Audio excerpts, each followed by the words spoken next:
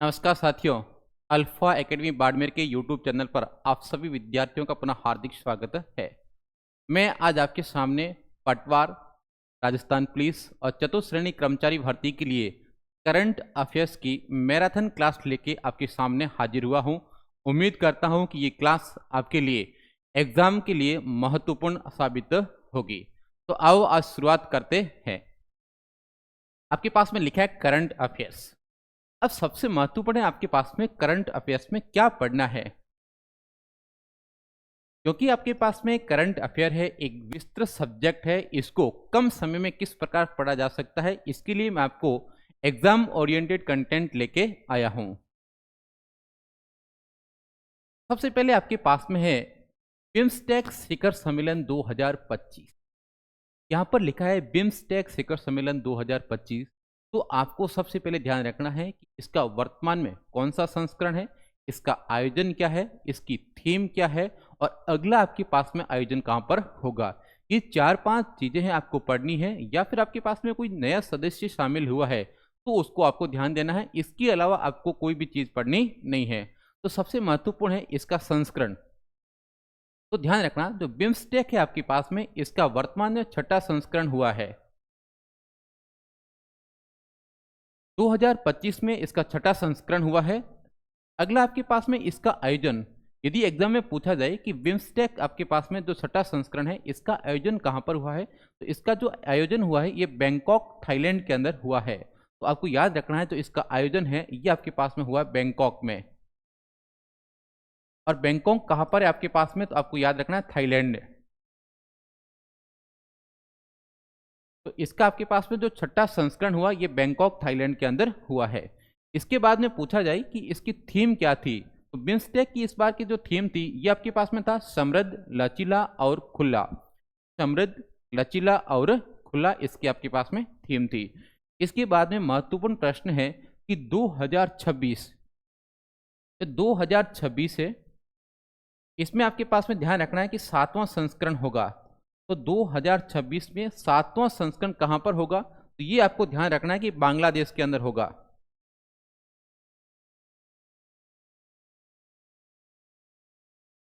जो आपके पास में 2026 है इसमें आपके 7वां संस्करण बांग्लादेश के अंदर आयोजित होगा। तो आपको ये बात समझ में आई होगी कि जो बिम्स्टेक है इसके अंदर आपके पास में इस बार है वो 6ठा संस्करण हुआ है। 6ठा संस्करण का आयोजन कहां पर हुआ है, तो आपको ध्यान रखना बैंकॉक थाईलैंड के अंदर हुआ है।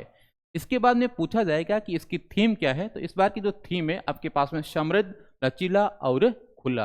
अब प्रश्न पूछा जा सकता है कि इसका जो 7वां संस्करण 2026 है ये कहां पर आयोजित होगा, तो ये आपको ध्यान रखना है कि बांग्लादेश के अंदर आयोजित होगा। तो उम्मीद कर रहा हूं कि आपको समझ में आया होगा।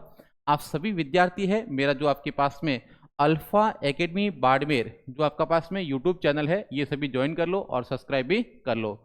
और जो टेलीग्राम चैनल है इसका नाम भी अल्फा एकेडमी बाड़मेर है, उसको भी आप ज्वाइन कर सकते हो। अगला प्रश्न है आपके पास में G7 शिखर सम्मेलन। महत्वपूर्ण है कि G7 शिखर सम्मेलन का वर्तमान में कौन सा संस्करण हुआ है, तो आपको ध्यान रखना है कि 51वां संस्करण इस बार हुआ है आपके पास में। कहां पर हुआ है ये इंपॉर्टेंट है। आपके पास में 51वां संस्करण आपके पास में हुआ है कनानाकिस्क है, अल्बर्टा कनाडा के अंदर। तो आपको ध्यान रखना है इसका जो आयोजन हुआ इस बार ये आपके पास में हुआ है कनानाकिस्क, अल्बर्टा कनाडा के अंदर। इसके बाद में ध्यान रखना है कि प्रधानमंत्री है जो अपने नरेंद्र जी मोदी साहब है, ये आपके पास में विशेष अतिथि के रूप में यहाँ पर शामिल हुए हैं। विशेष अतिथि के रूप में यहाँ पर शामिल हुए हैं। तो आपको ध्यान रखना है आपके पास में G7 शिखर सम्मेलन है, इसका वर्तमान में 51वां संस्करण हुआ है। और आपको ध्यान रखना है कि आयोजित कहां पर हुआ है, तो ध्यान रखना कनानाकिस्क,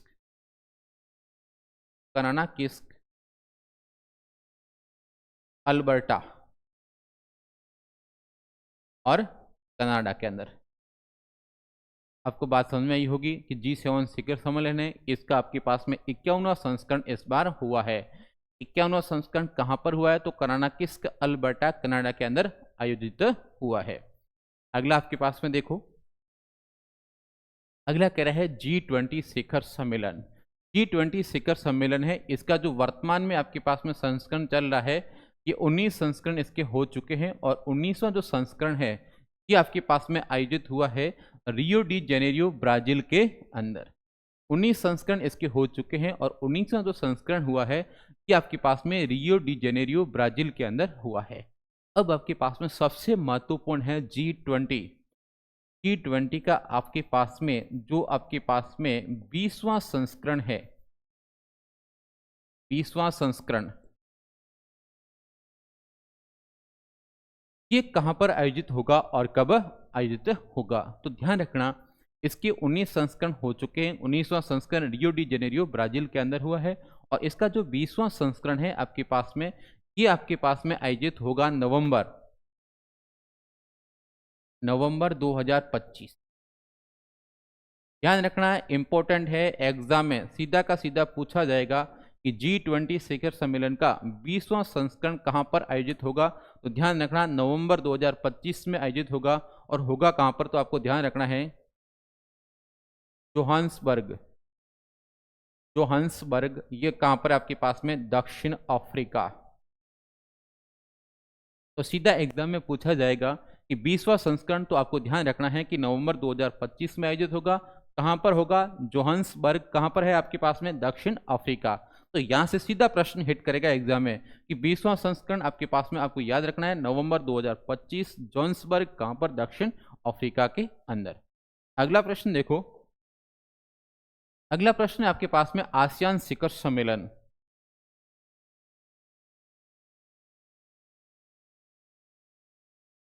आसियान शिखर सम्मेलन 2025।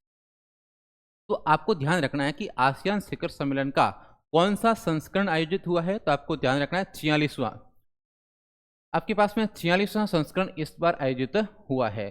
कहां पर आयोजित हुआ है? आयोजन का स्थान क्या है? महत्वपूर्ण है। तो आयोजन का स्थान आपके पास में है कुआलालंपुर। कहां पर है आपके पास में? तो मलेशिया के अंदर है।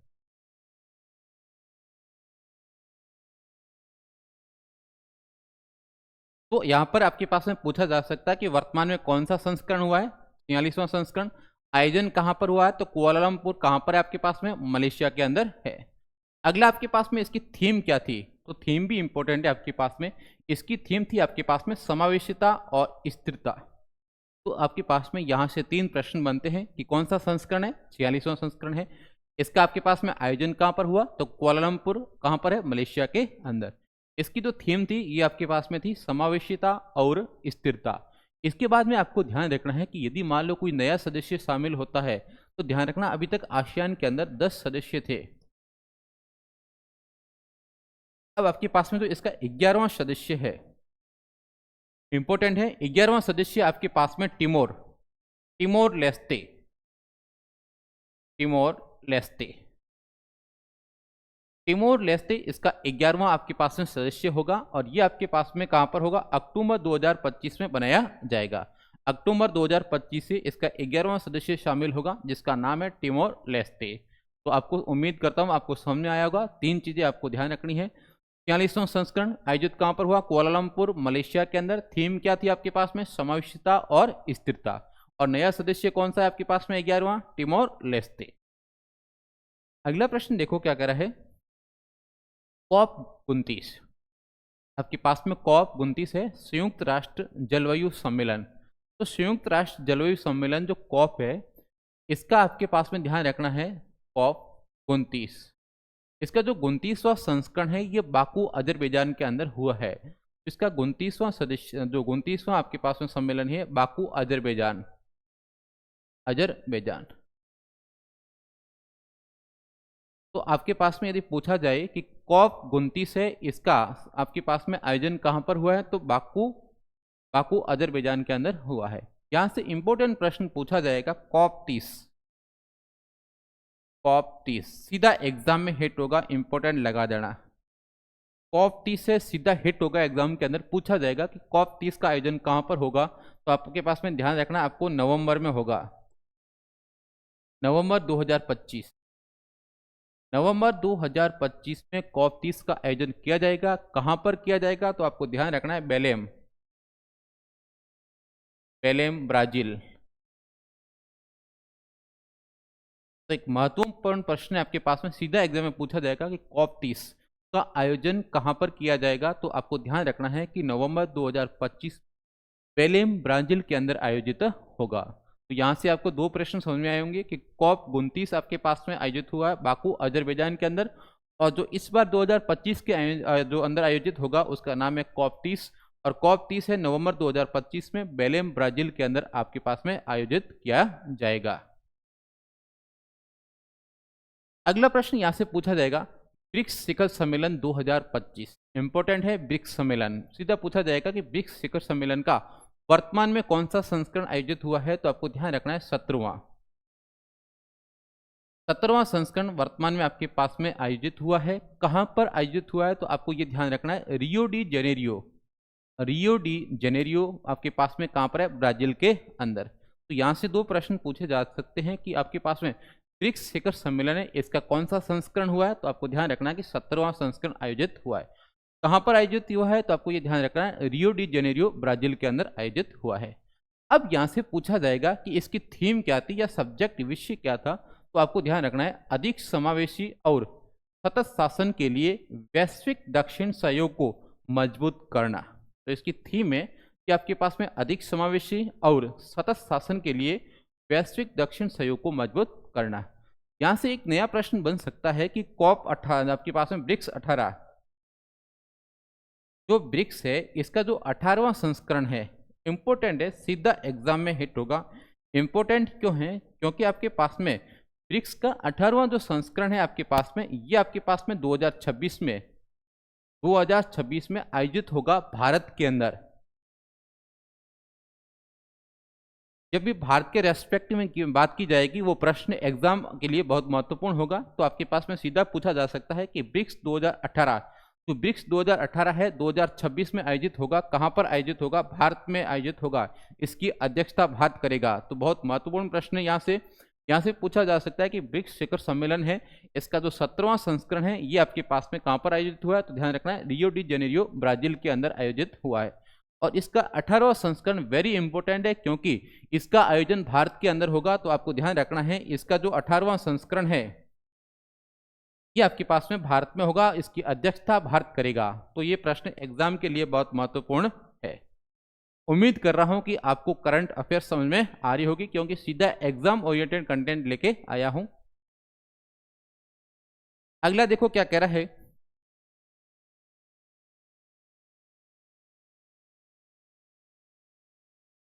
अगला कह रहा है कि 18वां प्रवासी भारतीय दिवस सम्मेलन 2025 कहां पर आयोजित हुआ है। तो ध्यान रखना, इसका जो 18वां संस्करण है, 18वां संस्करण है ये आपके पास में, 18वां जो संस्करण है ये आपके पास में आयोजित हुआ है भुवनेश्वर में।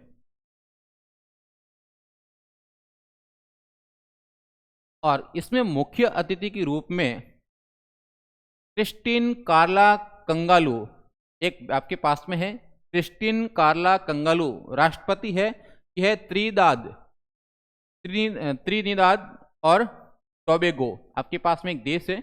इसके जो राष्ट्रपति थे ये मुख्य अतिथि के रूप में शामिल हुए थे। तो आपको ये भी थोड़ा आपको ध्यान रखना है कि इसमें मुख्य अतिथि कौन शामिल हुए थे। तो आपके पास में क्रिस्टिन कार्ला कंगालू ये आपके पास में राष्ट्रपति है जो शामिल हुए थे। ये तो पिछला आपके पास में कॉपी हो गया है, तो यहां से हटा दो। अगला यहां पर देखो क्या कह रहा है, अगला कह रहा है एशियाई सुरक्षा शिखर सम्मेलन 2025। एशिया का जो आपके पास में एशियाई सुरक्षा शिखर सम्मेलन है, इसका वर्तमान में 22वां संस्करण हुआ है, 22वां संस्करण, और इसका आयोजन हुआ है सिंगापुर में। अब आपके पास में आपको ध्यान रखना कि एशियाई सुरक्षा शिखर सम्मेलन 2025 है, ये कहां पर आयोजित हुआ है। तो सिंगापुर में आयोजित हुआ है। और इसकी जो थीम है ये है भविष्य के लिए युद्ध और युद्ध। इसकी जो थीम है भविष्य के लिए युद्ध और युद्ध। तो उम्मीद कर रहा हूं कि आपके प्रश्न समझ में आ रहे होंगे। अगले आपके पास में युद्ध अभ्यास है, इसके बारे में थोड़ी सी बात कर लेते हैं। ये करा युद्ध अभ्यास कौन सा, हाइब्रिड यूएवी रुद्रास्त्र। तो ये आपके पास में जो युद्ध अभ्यास है इसका आयोजन कहां पर हुआ है। तो आपको ध्यान रखना है, पोखरण फायरिंग रेंज है जैसलमेर के अंदर, जिसके अंदर आपके पास में भारतीय सेना ने फ्यूचर रेडी थीम पर युद्ध अभ्यास किया है। तो आपको ये सीधा ध्यान रखना है कि युद्धाभ्यास हाइब्रिड यूएवी रुद्रास्त्र कहाँ पर आयोजित हुआ है। जो पोखरण की फायरिंग रेंज है यहाँ पर आपके पास में आयोजित हुआ है, जैसलमेर के अंदर। सीधा पूछा जाएगा कि आपके पास में हाइब्रिड यूएवी रुद्रास्त्र का आयोजन कहाँ पर हुआ है, तो आपके पास में हुआ है पोखरण फायरिंग रेंज के अंदर। अगला आपके पास में ऑपरेशन ब्रह्मा पूछा जा सकता है कि ऑपरेशन ब्रह्मा का संबंध किससे है। तो आपको ध्यान रखना है कि जो म्यांमार है, म्यांमार में जब भूकंप आया था तो भूकंप प्रभावितों की सहायता के लिए भारत ने जो अभियान चलाया था उसका नाम था ऑपरेशन ऑपरेशन ब्रह्मा। तो ऑपरेशन ब्रह्मा का जो संबंध है म्यांमार के भूकंप से संबंधित है। अगला प्रश्न देखो क्या कह रहा है। ऑपरेशन सिंधु सीधा पूछा जा सकता है कि ऑपरेशन सिंधु का किससे संबंध है। तो जो आपके पास में इजराइल और ईरान है, इजराइल और ईरान, इजराइल और ईरान, जब इजराइल और ईरान में तनाव की स्थिति उत्पन्न हुई थी, संघर्ष उत्पन्न हो गया था वहां पर, उस तनाव के अंदर जो भारतीय लोग वहां पर फंसे थे, आपके पास में भारत के नागरिक, आपके पास में भारतीय नागरिक, तो उन भारतीय नागरिकों को सुरक्षित वापस लाने के लिए भारत सरकार ने ऑपरेशन सिंधु चलाया था। तो आपको ध्यान रखना है कि ऑपरेशन सिंधु का जो संबंध है वो इजराइल ईरान के जो संघर्ष है उसमें जो भारतीय लोग आपके पास में फंस गए थे उनको सुरक्षित निकालने के लिए चलाया गया था भारत सरकार द्वारा। अगला आपके पास में है ऑपरेशन शील्ड। अब पूछा जा सकता है कि ऑपरेशन शील्ड का संबंध किससे है। तो ध्यान रखना कि भारत और पाकिस्तान, भारत और पाक के बीच में जब आपके पास में है तनाव की स्थिति उत्पन्न हुई थी, उसमें जो आपके पास में सीमावर्ती जिले हैं, जो सीमावर्ती जिले थे वहां पर जो मॉक ड्रिल आयोजित की थी, मॉक ड्रिल आयोजित की थी, उसे पूर्व आपके पास में अभ्यास करवाया था ड्रोन हमलों के बचने के लिए। तो आपको ध्यान रखना है कि भारत पाकिस्तान की तनाव की स्थिति में ड्रोन हमले जो हुए थे आपके पास में, उनसे बचने के लिए जो पूर्व में अभ्यास किया था उस अभ्यास का नाम था ऑपरेशन शील्ड। तो आपके पास में आपको ध्यान रखना है कि ऑपरेशन शील्ड, तो ऑपरेशन शील्ड का संबंध है भारत पाकिस्तान में जो तनाव की स्थिति हुई थी सीमावर्ती राज्यों के अंदर, वहां पर ड्रोन हमले से बचाव के लिए आपके पास में आयोजित किया गया था ऑपरेशन शील्ड। अगला आपके पास में डेजर्ट हंट अभ्यास 2025 इंपॉर्टेंट है।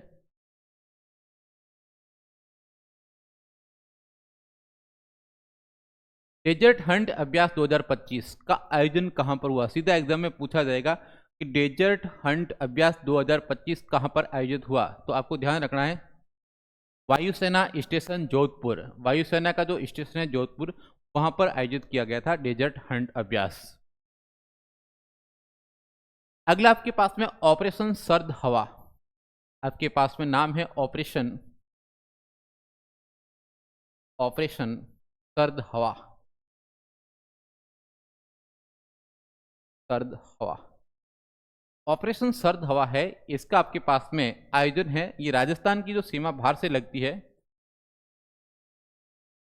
भारत पाकिस्तान की जो सीमा है राजस्थान से लगती है, इसके ऊपर आयोजित करवाया था ऑपरेशन सर्द हवा। तो जो राजस्थान की सीमा भारत पाकिस्तान की, जो राजस्थान की भारत की सीमा है पाकिस्तान से जो लगती है, उसका आपके पास में आयोजन करवाया था ऑपरेशन सर्द हवा। संयुक्त विशेष बल अभ्यास साइक्लोन 3 इंपॉर्टेंट है। साइक्लोन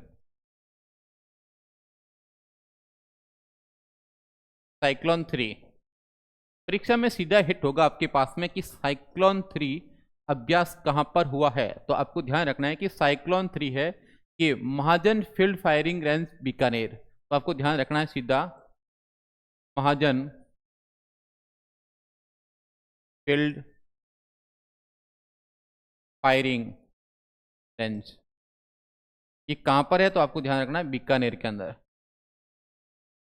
तो साइक्लोन 3 है, इसका जो संबंध है, जो आयोजन हुआ है कि आपके पास में कहां पर हुआ है, महाजन फील्ड, आपकी जो रेंज है महाजन फील्ड फायरिंग रेंज बीकानेर, इसके अंदर वहां पर आयोजित हुआ है। इंपॉर्टेंट है एग्जाम के दृष्टिकोण से। अगला कह रहा है बैटल एक्स डिवीजन का युद्ध अभ्यास आयोजन हुआ है पोखरण फायरिंग रेंज। यदि पूछा जाए बैटल एक्स डिवीजन का युद्ध अभ्यास कहाँ पर हुआ है तो ये वो आपके पास में आयोजित हुआ है पोखरण फायरिंग रेंज के अंदर। अगला है भारत फ्रांस संयुक्त सैन्य अभ्यास शक्ति। अब पूछा जा सकता है कि युद्ध अभ्यास शक्ति का संबंध किससे है, तो ध्यान रखना भारत और पाकिस्तान का जो भारत और फ्रांस शक्ति का आपके पास में जो आपके पास में युद्ध अभ्यास हुआ है दो देशों के मध्य हुआ है, भारत और फ्रांस के मध्य। अब आपके पास में इसका जो आयोजन है ये कहां पर हुआ है, तो ध्यान रखना है लॉ कैवेलरी कैंप, और ये कैंप है आपके पास में लॉर्जैक फ्रांस के अंदर। तो शक्ति का आपके पास में इस बार जो आयोजन है ये आपके पास में जो है लॉ कैवेलरी कैंप लॉर्जैक फ्रांस के अंदर हुआ है इसके अंदर। तो ध्यान रखना है कि शक्ति का संबंध है ये भारत और फ्रांस देशों के बीच में अभ्यास का है उसके साथ संबंध है, और जो आयोजित हुआ है लॉ कैवेलरी कैंप लॉर्जैक फ्रांस के अंदर आयोजित हुआ है।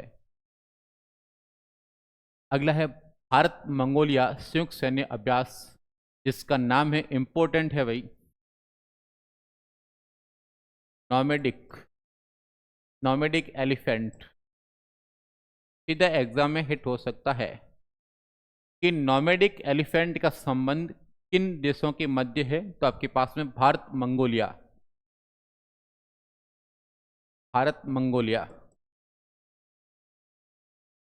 और मंगोलिया है, इसके बीच में जो सैन्य अभ्यास होता है जिसका नाम है नॉमेडिक एलिफेंट। इंपॉर्टेंट है एग्जाम की दृष्टिकोण से कि नॉमेडिक का संबंध किससे है, तो भारत और मंगोलिया के बीच का है। और अब आपके पास में इसका आयोजन हुआ है वो उलान बटार कहां पर है आपके पास में, तो आपको ध्यान रखना है उलान बटार आपके पास में मंगोलिया। तो आपके पास में आपको दो चीजें यहां से ध्यान रखनी है कि नॉमेडिक एलिफेंट का संबंध किससे है, तो भारत और मंगोलिया से। और इस बार नॉमेडिक एलिफेंट कहां पर आयोजित हुआ है, तो आपको ध्यान रखना है कि उलान बटार मंगोलिया के अंदर आयोजित हुआ है। अगला देखो भारत सिंगापुर समुद्री द्विपक्षीय अभ्यास है आपके पास में सिम्बैक्स, वापस इंपॉर्टेंट है सिम्बैक्स। सीधा पूछा जा सकता है कि सिम्बैक्स क्या है, सिम्बैक्स का संबंध किससे है, तो सिम्बैक्स है इसका संबंध है भारत सिंगापुर।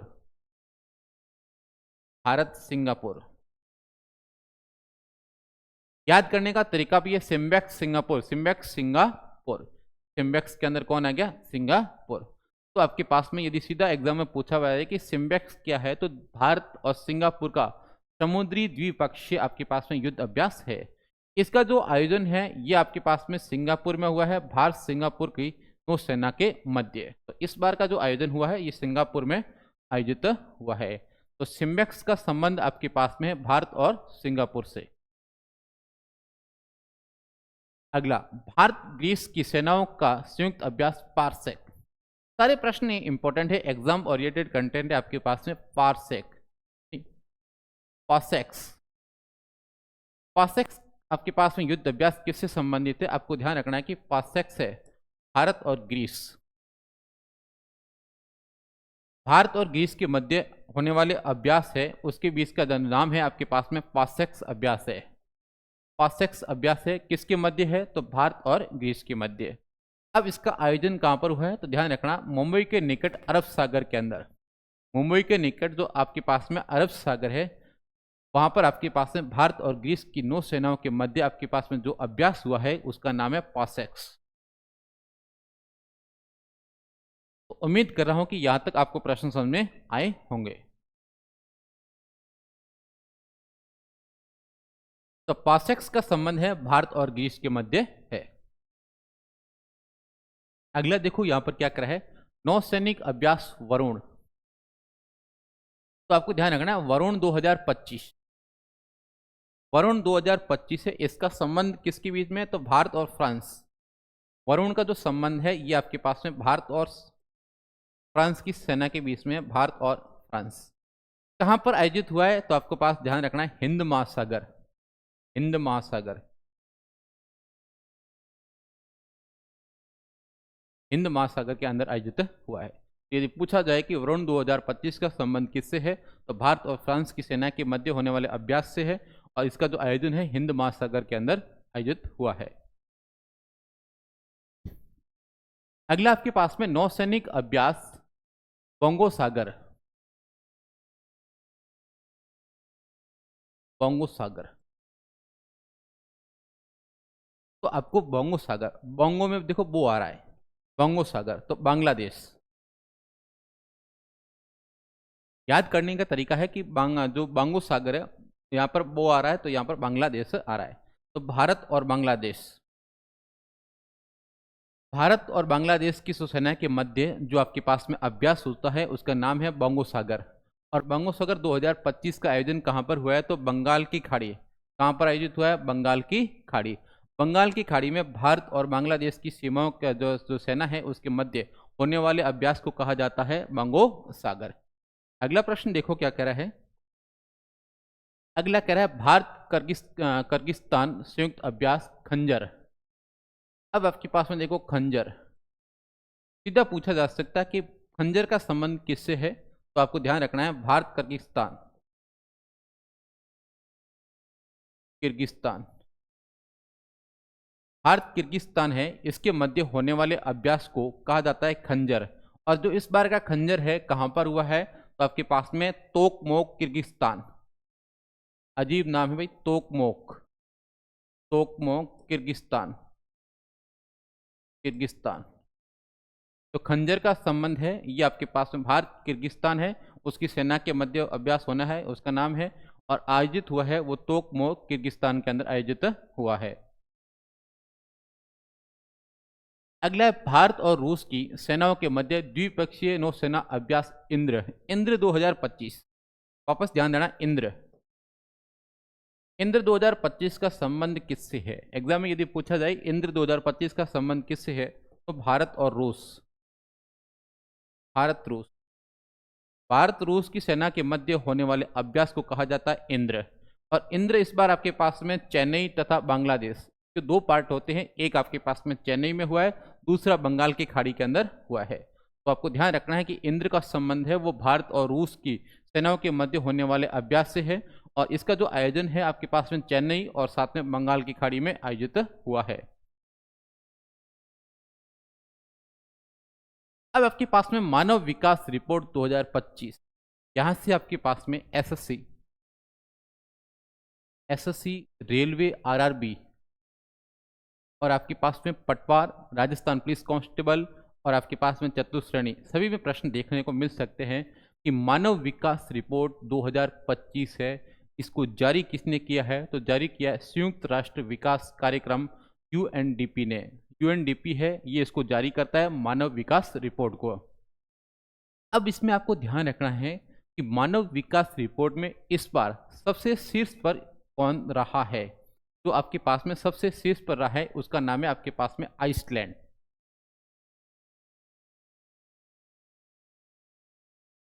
जब भी कोई भी रिपोर्ट हो तो इसमें आपको तीन चीजें याद रखनी है कि सबसे शीर्ष पर कौन रहा, सबसे निचले स्थान पर कौन रहा, और भारत की स्थिति उसमें क्या है। तो आपके पास में शीर्ष क्रम है, इसके ऊपर है आइसलैंड। अब यदि पूछा जाए कि सबसे निचला स्थान किसको मिला है, यदि आपके पास में निचले स्थान की बात करें तो निचला स्थान मिला है दक्षिणी सूडान। जो दक्षिणी सूडान है इसको आपके पास में सबसे नीचे की रैंक मिली है। अब आपके पास में 2025 में भारत का जो स्थान है आपके पास में महत्वपूर्ण है 130। यदि आपके पास में एग्जाम में पूछा जाए कि मानव विकास रिपोर्ट 2025 है, इसमें शीर्ष स्थान किसको मिला, आइसलैंड को मिला है, सबसे निचला स्थान दक्षिणी सूडान को मिला है, और भारत की जो स्थिति है ये आपके पास में है 130। अब यदि जो पड़ोसी देश है उसमें यदि पाकिस्तान की बात करें तो पाकिस्तान को मिला 168वां स्थान मिला है आपके पास में।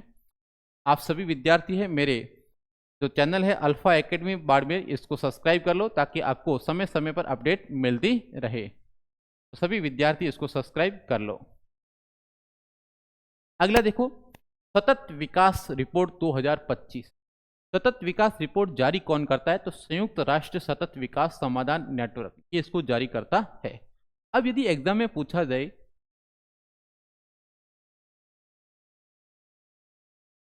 कि आपके पास में सतत विकास रिपोर्ट 2025 में शीर्ष स्थान किसको मिला है, तो जो आपके पास में शीर्ष स्थान है ये फिनलैंड का है। आपको ध्यान रखना है कि सतत विकास रिपोर्ट है, इसमें जो शीर्ष स्थान मिला है ये फिनलैंड को मिला है, और इसमें भारत का स्थान आपके पास में 99 है, 99। तो आपके पास में दो बातें समझ में आई होगी कि सतत विकास रिपोर्ट में शीर्ष स्थान मिला है फिनलैंड को, भारत का स्थान है 99 और भारत के पड़ोसी देश पाकिस्तान का स्थान है 140। तो दो चीजें आपको समझ में आई होगी आपके पास में कि शीर्ष स्थान पर कौन है, फिनलैंड, और भारत का स्थान आपके पास में कौन सा है, 99। आपके पास में एग्जाम के दृष्टिकोण से इंपॉर्टेंट है।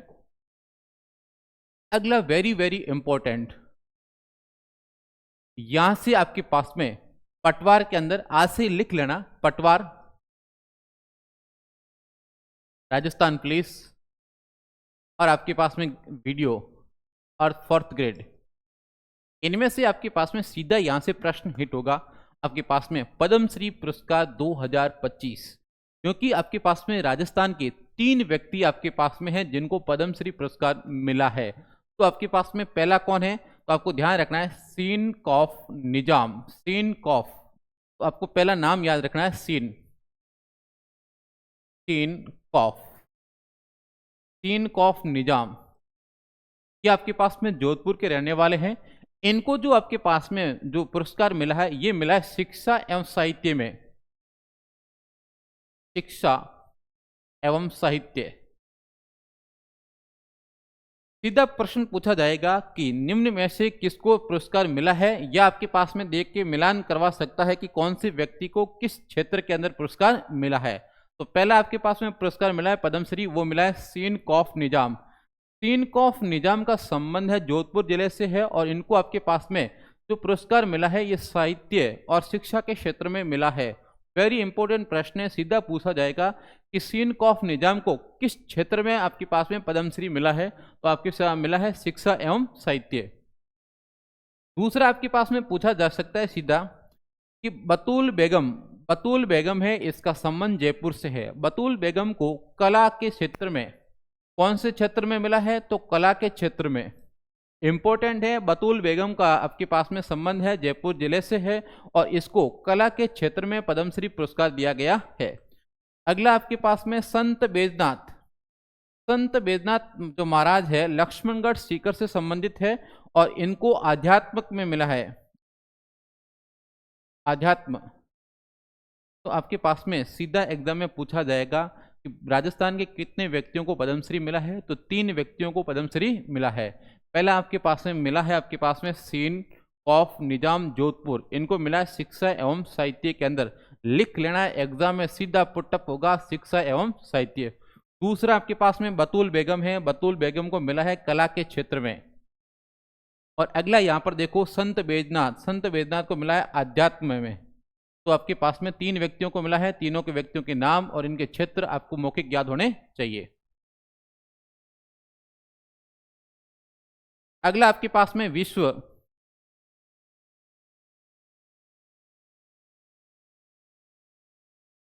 प्रेस स्वतंत्रता सूचकांक, विश्व प्रेस स्वतंत्रता सूचकांक है 2025। ये जारी करता है, इसका जो जारी करता है यह है रिपोर्टर्स विदाउट बॉर्डर्स, और इसमें जो शीर्ष स्थान मिला है प्रेस के अंदर, तो नॉर्वे के अंदर मिला है। नॉर्वे है, इसमें जो आपके पास में शीर्ष क्रम पे रहा है, सबसे ऊपर के स्थान रहा है, और जिसकी भारत की जो स्थिति है ये आपके पास में 151वीं है, 151वीं। तो आपको ध्यान रखना है कि विश्व प्रेस स्वतंत्रता सूचकांक है, इसके अंदर शीर्ष स्थान मिला है नॉर्वे को, और भारत का आपके पास में 151वां स्थान है। और सबसे निचला जो स्थान है वो इरिट्रिया का है, इरिट्रिया। तो उम्मीद कर रहा हूं कि आपको प्रश्न है ये समझ में आ रहे होंगे। अगला है वैश्विक शांति सूचकांक। शांति सूचकांक की बात करें तो शीर्ष स्थान पर आया है आइसलैंड।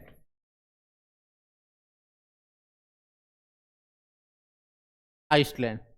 विश्व शांति सूचकांक है, इसमें शीर्ष स्थान पर रहा है आइसलैंड, और जो भारत का स्थान रहा है 115वां रहा है। और अंतिम स्थान इस बार रूस को मिला है भाई। हो सकता है आपके पास में रूस ने जो आपके पास में इस बार युद्ध भी हुआ था रूस और पड़ोसी देशों के बीच में, तो आपको ये ध्यान रखना है कि वैश्विक शांति सूचकांक है, इसमें आपके पास में शीर्ष तो मिला आइसलैंड को, भारत को मिला 115वां, और सबसे निम्न स्थान है ये रूस को मिला है। अगला है विश्व खुशहाली सूचकांक। विश्व खुशहाली सूचकांक है, इसमें फिनलैंड को आपके पास में शीर्ष स्थान मिला है, फिनलैंड। और जो भारत का स्थान है ये 118वां है। यदि पूछा जाए विश्व खुशहाली सूचकांक तो शीर्ष स्थान पर रहा है फिनलैंड, और भारत का स्थान है 118वां। अगला है भ्रष्टाचार। भ्रष्टाचार धारणा सूचकांक है, भ्रष्टाचार में सबसे शीर्ष पर रहा है डेनमार्क। डेनमार्क और भारत का स्थान है 96 भारत को मिला स्थान 96 स्थान। तो भ्रष्टाचार का पूछा जाए तो शीर्ष पे तो डेनमार्क है और भारत है 96 नंबर पे। हेनली हेनली पासपोर्ट सूचकांक। हेनली पासपोर्ट सूचकांक है, इसमें जो शीर्ष स्थान मिला है ये सिंगापुर को मिला है, सिंगापुर। तो हेनली पासपोर्ट सूचकांक है, इसमें शीर्ष तो मिला है सिंगापुर को, और भारत को आपके पास में मिला है 85वां स्थान, 85। ये भारत का रैंक है। तो इस प्रकार के जो भी आपके पास में सूचकांक है, इस पे आपको ये है कि शीर्ष कौन सा है, निम्न कौन सा, भारत की स्थिति क्या है। अगला है आपके पास में वैश्विक आतंकवाद सूचकांक। तो इसमें जो शीर्ष स्थान प्राप्त किया है ये आपके पास में किया है बुर्किना फासो। बुर्किना फासो ने शीर्ष स्थान प्राप्त किया है। भारत का आपके पास में 14वां स्थान है, और भारत और पाकिस्तान है उसमें तनाव की स्थिति थी, तो इंपॉर्टेंट है कि पाकिस्तान की रैंक दूसरी है, 2 नंबर पे है भाई पाकिस्तान। तो आपको ध्यान रखना है कि वैश्विक आतंकवाद सूचकांक है, इसमें शीर्ष स्थान किसको मिला है, ये आपके पास में बुर्किना फासो को मिला है। आपके पास में भारत की स्थिति 14वीं है और आपके पास में पाकिस्तान की स्थिति दूसरी है। तो आज की क्लास कैसी लगी है इसको कमेंट बॉक्स में जरूर बताएं, ताकि अपन और बेहतर कर सकें।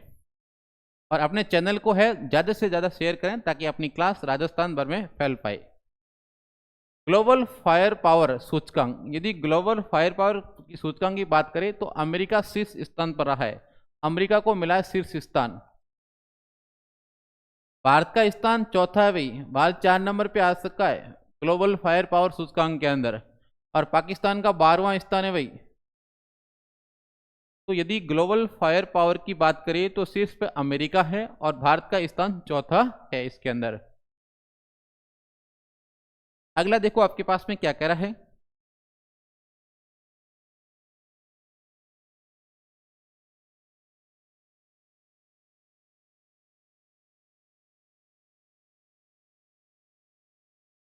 अगला आपके पास में जलवायु परिवर्तन प्रदर्शन सूचकांक। यदि जलवायु परिवर्तन की बात करें तो आपके पास में जो है शीर्ष स्थान पर डेनमार्क रहा है, डेनमार्क को चौथा स्थान मिला है, चौथा स्थान।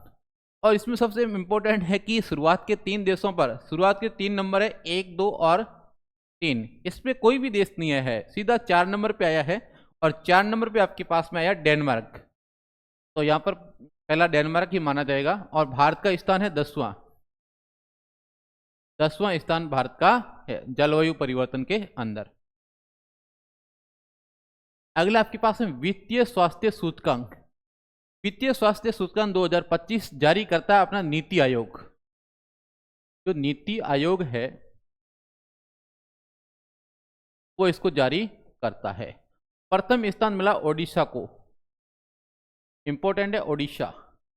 नीति आयोग जारी करता है वित्तीय स्वास्थ्य सूचकांक, जारी कौन करता है, नीति आयोग। प्रथम स्थान किसे मिला, ओडिशा को, और राजस्थान का स्थान है 12वां। तो आपको ध्यान रखना है कि वित्तीय स्वास्थ्य सूचकांक है, ये जारी कौन करता है? नीति आयोग जारी करता है। प्रथम स्थान किसे मिला है? ओडिशा को मिला है। और राजस्थान का रैंक है 12वां है। वैश्विक ऊर्जा संक्रमण सूचकांक, वैश्विक ऊर्जा संक्रमण सूचकांक है, इसमें जो प्रथम स्थान मिला है, शीर्ष स्थान मिला है, ये स्वीडन को मिला है, स्वीडन। और इसमें जो भारत का स्थान है ये 71वां है, 71वां, 71वां स्थान आपके पास में है, 71वां स्थान आपके पास में है। अगला बुकर पुरस्कार 2025, वेरी इंपॉर्टेंट, सीधा प्रश्न पूछा जाएगा, यहां से सीधा पूछा जाएगा बुकर 2025 पुरस्कार किसे मिला है, क्यों मिला है? तो आपके पास में heart lamp, heart lamp, heart lamp के कारण किसको मिला है? आपके पास में एक, आपके पास में बन्नू मुश्ताक, बन्नू मुश्ताक, ये एक लेखिका है, इसका जो आपके पास में हार्ट लैंप, आपके पास में जो कविता है, इसके लिए मिला है हार्ट लैंप। तो आपको सीधा याद करना है, सीधा एग्जाम में हर्ट होगा कि बुकर पुरस्कार 2025 किसे मिला है? तो किसे मिला है? बन्नू मुश्ताक को। बन्नू मुश्ताक को क्यों मिला है? उसकी कृति कौन सी है? Heart lamp. तो सीधा हिट होगा एग्जाम में, रट के जाना आपके पास में। बुकर 25 का आपके पास में जो पुरस्कार है, इसको मिला है बन्नू मुश्ताक को हार्ट लैंप की वजह से। अगला आपके पास में यदि बुकर 2000 पुरस्कार 22 की बात करें, तो 2022 में जो बुकर पुरस्कार है, ये आपके पास में रेत समाधि, रेत समाधि, रेत समाधि, ये कृति किसकी थी? गीतांजलि श्री की, गीतांजलि श्री। सीधा एग्जाम में हिट होगा, बुकर 2025 पुरस्कार बन्नू मुश्ताक को मिला है और हार्ट लैंप की वजह से मिला है। और इससे पहले जो मिला है ये गीतांजलि श्री को मिला है, किसके कारण? रेत समाधि के कारण। तो ये सीधा एग्जाम में हिट होगा, याद कर लेना यहां से। अगला देखो, देश का सबसे बड़ा सोलर पार्क, अभी तक आपके पास में देश का जो सबसे बड़ा सोलर पार्क था वो आपके पास में था बड़ला पार्क। अब आपके पास में सबसे बड़ा सोलर पार्क है, ये पुंगल में बनेगा, पुंगल बीकानेर में। इंपॉर्टेंट है एग्जाम की दृष्टिकोण से, बीकानेर, पुंगल बीकानेर में भारत का सबसे बड़ा सोलर जो पार्क है वो बनने जा रहा है। और इसका जो निर्माण करवा रहा है ये आपके पास में राजस्थान अक्षय ऊर्जा निगम, तो राजस्थान का अक्षय ऊर्जा निगम है, ये इसका निर्माण करवाएगा। और पुंगल में देश का सबसे बड़ा सोलर पार्क, कुल इसकी क्षमता, कुल क्षमता पूछी जा सकती है 2450 मेगावाट, मेगावाट इसकी क्षमता रहेगी, ये वर्तमान में विकसित किया जा रहा है। तो सीधा पूछा जा सकता है देश का सबसे बड़ा सोलर पार्क कहाँ बनने जा रहा है? पुंगल बीकानेर के अंदर, जिसकी क्षमता होगी 2450 मेगावाट। और इससे पहले आपको नोट में मैंने लिखा है कि वर्तमान में देश का सबसे बड़ा सोलर पार्क है ये फलौदी में, भड़ला, भड़ला है, जिसकी जो क्षमता है, इसकी क्षमता देखो 2245 मेगावाट है। तो अब आपके पास में वर्तमान में तो 2245 का बड़ला में था, लेकिन वर्तमान में नया विकसित कर रहा है ये पुंगल बीकानेर में किया जा रहा है। कौन कर रहा है? राजस्थान अक्षय ऊर्जा निगम, और जिसकी क्षमता भी आपको याद रखनी 2450। सीधा कथन निष्कर्ष में भी पूछा जा सकता है कि आपके पास में इसकी क्षमता कितनी है, कौन निर्माण करवा रहा है और कहां पर किया जा रहा है। एग्जाम की दृष्टिकोण से महत्वपूर्ण है भाई। अगला वापस वेरी इंपॉर्टेंट प्रश्न, सीधा एग्जाम में हिट होगा भाई, यहां से लिख लेना भाई कॉपी के अंदर, पूछा जाएगा युवा और बाल साहित्य पुरस्कार 2025 किसको मिला, किस क्षेत्र में मिला? तो युवा साहित्य पुरस्कार, युवा साहित्य पुरस्कार की जब बात करें, हिंदी, हिंदी में मिला है पार्वती तिर्की को, हिंदी, हिंदी में मिला है पार्वती, पार्वती तिर्की। पार्वती तिर्की को क्यों मिला है? इसकी एक कविता है फिर उगना। तो सीधा एग्जाम में पूछा जाएगा युवा साहित्य पुरस्कार हिंदी में किसको मिला है? तो आपको पार्वती तिर्की को मिला है। क्यों मिला है? इनकी कविता है फिर उगना, इसकी वजह से। और इंपॉर्टेंट है राजस्थान का, तो राजस्थानी भाषा में किसको मिला है? पूनम चंद गोदारा, पूनम चंद, पूनम चंद गोदारा। पूनम चंद गोदारा को क्यों मिला है? इसकी एक कविता है अंतसरे आंगणो, अंतसरे आंगणे, अंतःश्रेय आंगणे के कारण पूनमचंद गोदारा को राजस्थानी में युवा साहित्य पुरस्कार दिया गया है। वेरी इंपॉर्टेंट प्रश्न, सीधा एग्जाम में हिट होगा भाई। अगला देखो, बाल साहित्य पुरस्कार, बाल साहित्य पुरस्कार सुशील शुक्ल, सुशील शुक्ल, सुशील शुक्ल को मिला है। क्यों मिला है? इसकी कहानी है 1/12, 1/12 की वजह से बाल साहित्य पुरस्कार हिंदी का किसको मिला है? सुशील शुक्ल को मिला है, और इसकी कहानी है 1/12। अगला राजस्थानी, क्योंकि राजस्थान के रेस्पेक्ट में बहुत इंपॉर्टेंट है राजस्थानी। राजस्थानी है भोगीलाल पाटीदार। कौन सा पाटीदार है? भोगीलाल पाटीदार। इनका नाटक है, सीधा एग्जाम में मिलेगा प्रश्न कि पंखेरुनी पीड़ा, पंखेनु पीड़ा है, पंखेरुनी पीड़ा, ये आपके पास में बाल साहित्य पुरस्कार मिला है। किसको मिला है? भोगीलाल पाटीदार को। क्यों मिला है? इनका नाटक है पंखेरुनी पीड़ा। तो आपके पास में यहां से प्रश्न पूछा जाएगा। युवा साहित्य पुरस्कार हिंदी में मिला है पार्वती तिर्की को, इनकी जो कविता है फिर उगना, इसकी वजह से। राजस्थानी में मिला है पूनमचंद गोदारा को, और इनकी आपके पास में कविता है अंतःश्रेय आंगणे। और बाल साहित्य पुरस्कार हिंदी सुशील शुक्ल को मिला है, और इनकी कहानी है 1/12। राजस्थान में किसको मिला? राजस्थानी भाषा के लिए तो भोगीलाल पाटीदार को मिला है। क्यों मिला है? नाटक है पंखेरुनी पीड़ा, पंखेरुनी पीड़ा। अगला वेरी इंपॉर्टेंट, सीधा एग्जाम में हिट होगा भाई, लिख लेना कॉपी के अंदर। पहले बता दूं आपको, ज्ञानपीठ पुरस्कार, ज्ञानपीठ पुरस्कार 2025। तो आपके पास में ध्यान रखना कि जो 2025 है ये आपके पास में, ये 2025 है, इसमें 24 का दिया गया है भाई। तो साहित्य के क्षेत्र में ज्ञानपीठ पुरस्कार है वर्तमान में विनोद कुमार शुक्ल, ज्ञानपीठ पुरस्कार है ये मिला है विनोद कुमार शुक्ल को। और इनको दिया गया है कौन सा? इनका क्रम भी याद रखना, ये 59वां है भाई। अभी तक 59वां ज्ञानपीठ पुरस्कार दिया गया है। पुरस्कार वर्ष 2024 के लिए दिया गया है, या तो 25 में, मार्च 2025 में, लेकिन वर्ष कौन सा था? 2024 के लिए दिया गया था। और इसका जो क्रम है ये 59वां है। तो सीधा एग्जाम में पूछा जाएगा कि ज्ञानपीठ पुरस्कार का 59वां पुरस्कार किसे दिया गया है? तो आपके ध्यान रखना, साहित्य के क्षेत्र में दिया गया है विनोद कुमार शुक्ल को। अब यदि आपके पास में इसका पिछला आपके पास में पूछा जाए कि 58वां किससे मिला है? तो आपके पास में आपको ध्यान रखना है कवि गीतकार गुलजार, और संस्कृत में मिला है आपके पास में जगत गुरु राम भद्राचार्य। तो 59वां तो आपके पास में इंपॉर्टेंट है, क्योंकि हाल फिलहाल में मिला है मार्च 25 में, तो विनोद कुमार शुक्ल को। और इससे पहले का यदि पूछा जाए 58वां, तो 58वां पुरस्कार 2 जनों को मिला है, जिसमें एक तो गुलजार है, दूसरा है जगत गुरु राम भद्राचार्य। इंपॉर्टेंट है, एग्जाम की दृष्टिकोण से महत्वपूर्ण है, चाहे पटवारी में, चाहे आपके पास में ग्राम सेवक में, चाहे राजस्थान पुलिस में, किसी न किसी एग्जाम में देखने को मिलेगा।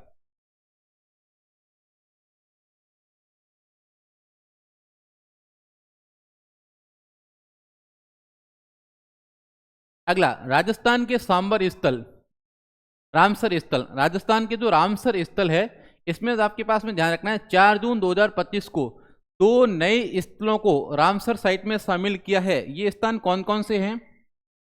खींचन फलोदी, खींचन फलोदी है, ये आपके पास में नया आपके पास में रामसर साइट में शामिल हुआ है। जो खींचन फलोदी है, ग्रेट इंडियन बस्टर्ड कुर्जा पक्षी के लिए आपके पास में महत्वपूर्ण स्थान है।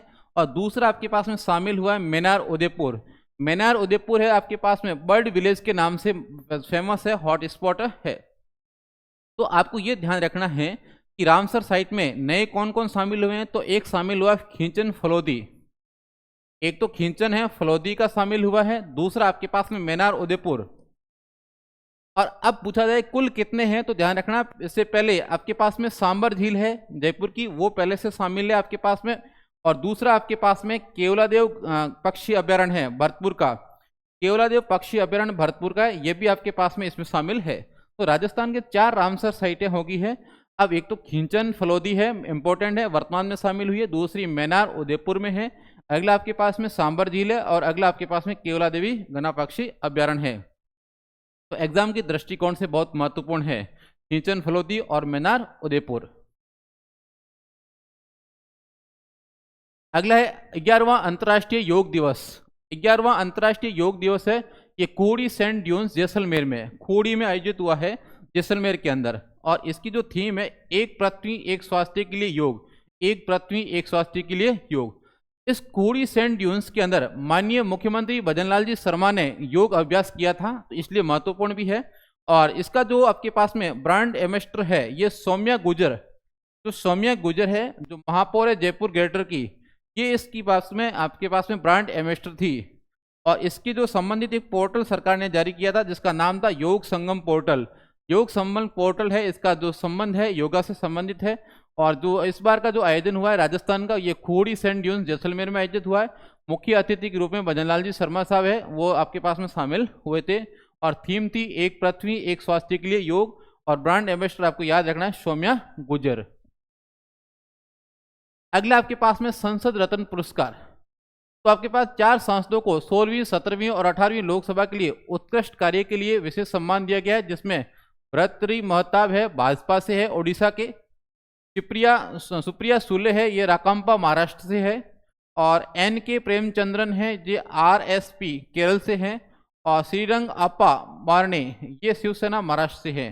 तो ये आपके पास में शीर्ष स्थान पर 4 सांसद रहे हैं।